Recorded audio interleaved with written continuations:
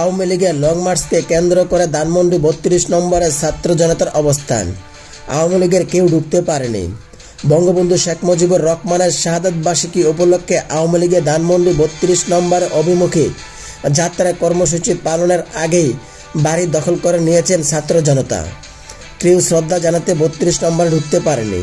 বৈষম্য বিরোধী ছাত্র আন্দোলনের ডাকা সপ্তাহব্যাপী রেজিস্ট্যান্স উইক কর্মসূচি দ্বিতীয় দিন বুধবার ১৪ আগস্ট রাত থেকেই শিক্ষার্থীরা ধানমন্ডি ৩২ নম্বর সড়কে দখল নেয়, যা এখন পর্যন্ত তাদের দখলেই আছে।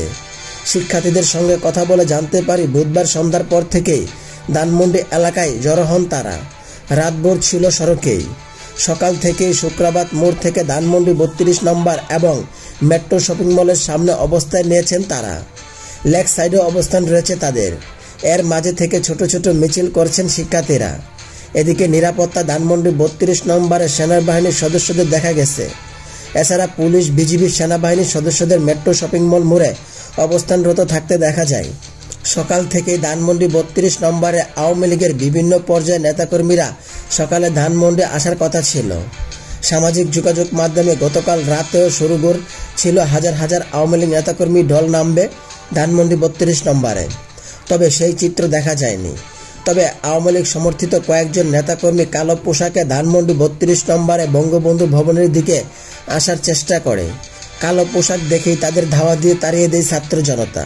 এছাড়া আওয়ামী লীগ সন্দেহ হলেই তাদের মোবাইল ফোন তল্লাশি করছেন অবস্থানরতরা।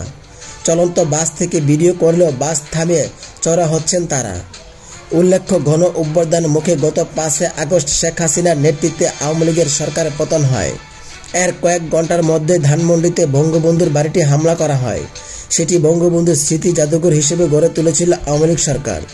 লুটপাট আর আগুনের কারণে বাড়িটির দেওয়াল ছাড়া আর কোনো কিছুই অবশিষ্ট নেই।